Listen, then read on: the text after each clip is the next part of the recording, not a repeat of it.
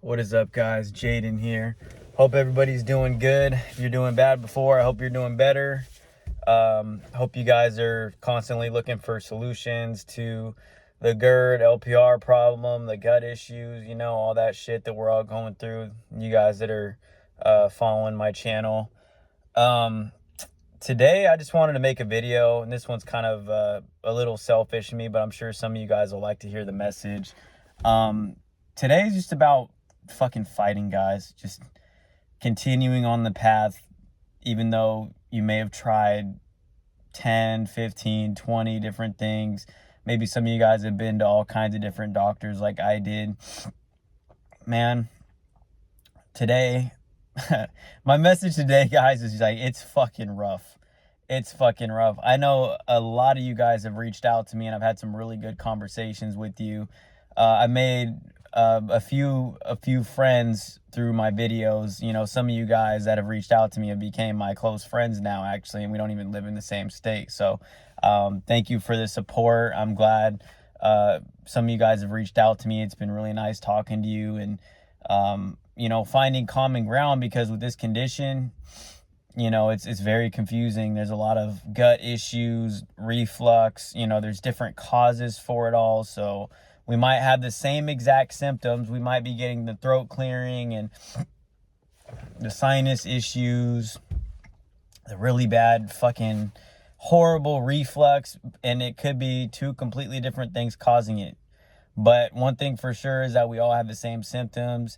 And so yeah, it's been really great having you guys reach out. I'm happy that my videos are helping some of you guys. But today, I just finished golfing, and that's why I wanted to make this video, because I had a really, really kind of shitty round.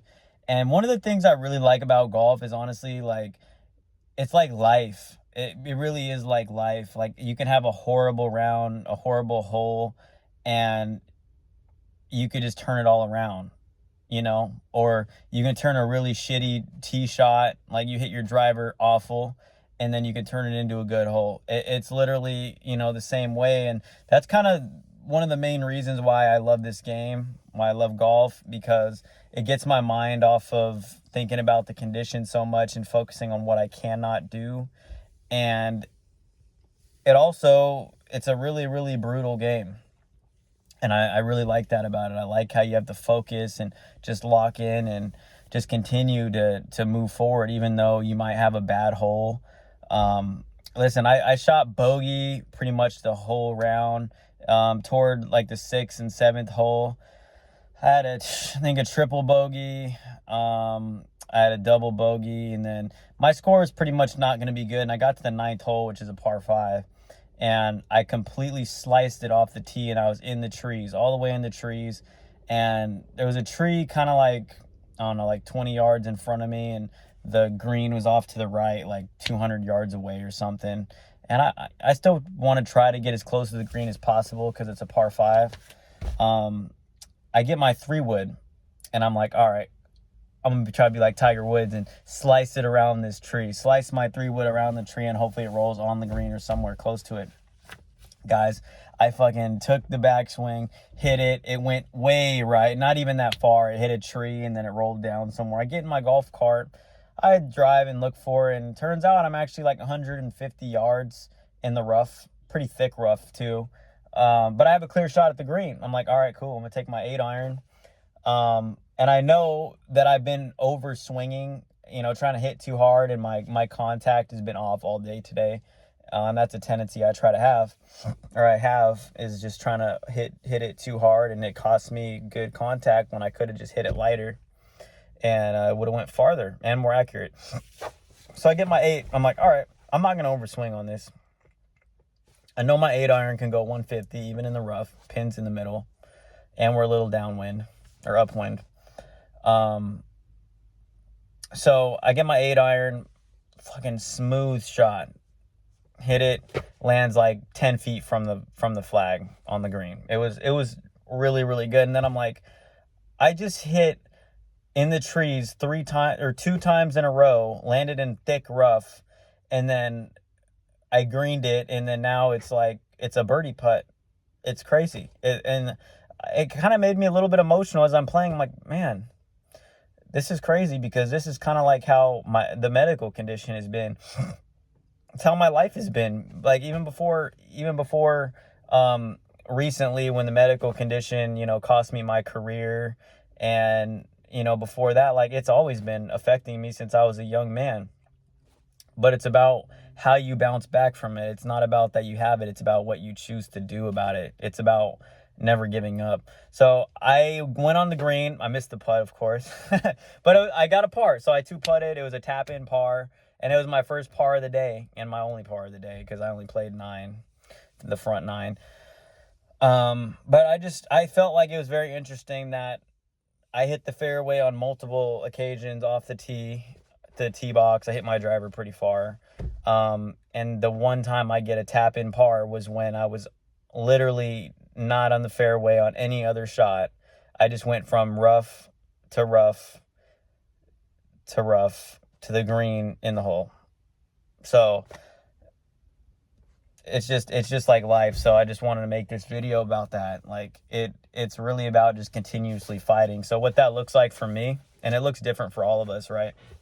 But for me right now, update on my plan is I'm focusing heavily on staying away from gluten. Because if you guys recall, I made a video about a year or so ago, before my surgery, even before I had my partial fundoplication, when I stayed away from gluten for about 2 weeks.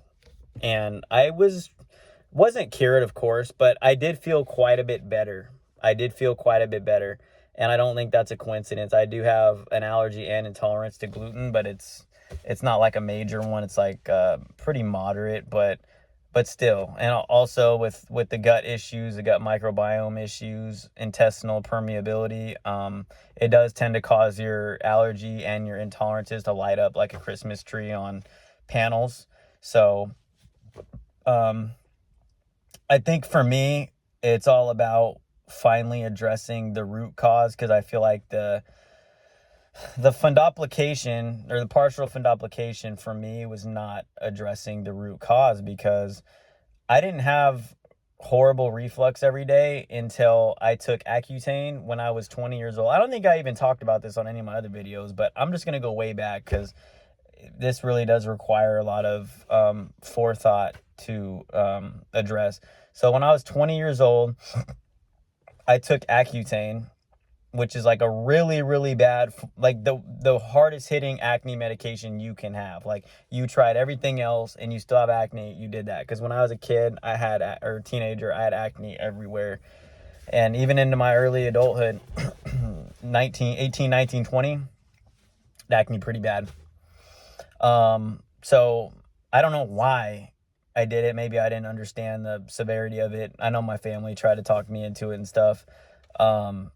So I had to sign this thick binder. Like, there's all kinds of different disclosures, and you have to, like, literally go in there and sign it to take this medication.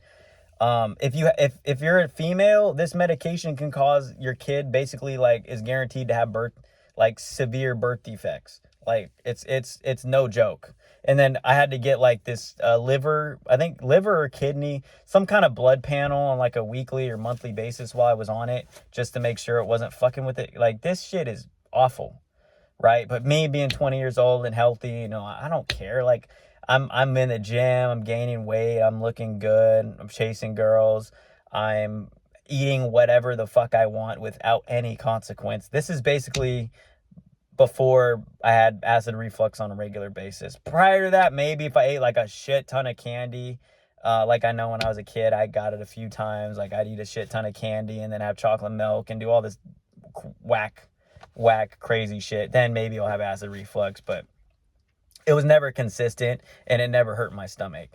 But after this medication, so I was on this medication. I also got sick kind of somewhere in there, and they thought I had pneumonia, even though I didn't test positive for it on the x-ray. They didn't see anything, but as a precaution, like, they gave me pneumonia, or not pneumonia, they gave me the antibiotic. I think it was moxicillin or something like that, or doxas something. And then this is all kind of bunched in there a little bit, but I remember shortly after, like 2 months, maybe, like around there, I actually got a UTI, they thought it was. And I think they gave me antibiotic for that too. But I remember, it's hazy because this is like 7 years ago. It was a while ago, 7 or 8 years ago. But I could still look in my chart and kind of see like the different medications that I was on, my Sutter chart. So I took all that back to back, actually during when I was on Accutane, and also that was at the point when I just started to drink. I just started indulging in alcohol very casually, but I still did it. And I think all that at the same time kind of just wiped my gut out, and I don't think I ever recovered. I really do, because it was shortly after that that I got the horrible reflux. The stomach issues were awful. I lost all kinds of weight, and then that's when you guys know my story from there. Lost a bunch of weight, got diagnosed with GERD. They gave me the PPI. I was on that for so long. Then I developed the throat symptoms about a couple years after that. Horrible throat clearing, mucus, and that just progressively got worse and worse and worse and worse until I needed to take time off of work because it affected my breathing. And then I got my partial fundoplication, got a little bit better. But one thing I do want to touch on there is that between all that time, the only time that I noticed I was like kind of sort of okay was times when I stayed away from alcohol. And it was times when I like no alcohol, not a little bit, like just none. Like I didn't drink it at all. And it would take a few weeks for it to kick in. And the longer I went without it, the better it was. And I think that's because my alcohol is one of the worst things for your gut health. It ruins your gut microbiome. And yeah, so I think that was kind of the problem for me, was I definitely enjoyed casual drinking. And especially like during COVID and stuff, like I was hitting it pretty hard. Wasn't getting drunk, super drunk or anything, but I was definitely consistently drinking. And I don't think I never recovered from it. I don't think, from the antibiotic use and everything. I needed to give myself a break from it. Not only that, but eating healthy and cleaning up my diet. I never gave it a prolonged period of time. So that's basically what I'm doing right now. I'm working with a functional medicine doctor, and I'm trying to clean up my gut, because if I've learned one thing from talking to different people that have reached out to me, is like we all seem to kind of have gut problems. They might get thrown into the back burner because most of our symptoms, like the LPR, is so much more it's so much more painful and uncomfortable because it's messing with your breathing. You feel like you have a golf ball in your throat. You feel like there's mucus there that you can't get out, and it's wrecking your voice. And it just, difficulty swallowing. It's just the worst of the worst. So, your gut, it's bad, but holy shit, I would take some stomach pain over that LPR any day. Any day. And also, you really don't even notice it a lot of the time. So, especially when your threshold is comparing it to the horrible LPR, it's like, it's hard to compare anything compared to the LPR when you talk about uncomfortableness. So yeah, so that's my plan right now. I'm still taking the EOE meds, but honestly, I've been taking it for a little over 2 weeks, and it has not helped my swallowing really. I just restarted the PPI. That has helped my swallowing actually, and I think that's just because it helps with the inflammation. But also, I'm also staying away from alcohol too, so that's probably a huge factor into it. So I'm gonna be consistent with that, and my goal really is to find us a definitive answer to those of you that have tried almost everything like me, and the traditional medical route offered nothing like me. And that's really my goal. I would still probably encourage a partial fundoplication, because not having the burning is extremely nice. And I remember before I stopped, if I stopped the PPI, it was awful. That was when I went to the ER most of the time, was that month or two when I tried to stop taking the PPI in the beginning of, or the end of 2023. That was insane. That, like, no, that was awful. So there's that. But I'll keep you guys posted on what I'm doing. I'm consistently staying away from gluten, alcohol, and I'm just restarted my PPI, and my plan is to take that probably for a little bit and then wean off of it again because I don't want to stay on that. So yeah, I am gonna correct my gut and see if that was the issue this whole time, and it very well might be. And the other thing I wanted to say was this. The only caveat to what I said about the times when I stayed away from alcohol and I got better was when I was in the middle of my absence from work and everything like that on unpaid medical leave, and I was just trying everything. I didn't drink any time during that, but one thing I did do was I did take my Adderall for ADHD. It was a low dose. It was like 5 milligrams. Sometimes I would take 5 in the morning and then 5 in the evening, occasionally, but that is awful for your gut. So I may have not experienced the relief that I was hoping for when giving that up again because of the Adderall, because the Adderall was kind of ruining my gut the same way the alcohol was. So with that being said, now I haven't taken Adderall for a while, but now it's time. Like, I'm just locking in at all costs, and I'm really not even tempted to smoke or drink or do any of that at all, because I really want to, not only for me to get better, but for you guys, I want to give a definitive answer, like, okay, I am good now. This is what I did. This is how I did it. Try this. That's my goal. That is absolutely my goal. And I am not going to stop until I figure that out, because something's causing it. And I think I have made a lot of progress with realizing like what certainly makes it worse with what makes it better, but not what is definitive, like a definitive path, like, okay, do this and you will heal, like, permanently, or stay healed. So that's my goal at all times. So just remember, guys, keep fighting. It only takes one time to stumble upon something life-changing or something that greatly helps your situation. And that's just life. That's life in any sport, golf, career. You guys know my story. I was a police officer. I had it all. I cleared training. I was ready to go. I just had a shift bid for swing shift.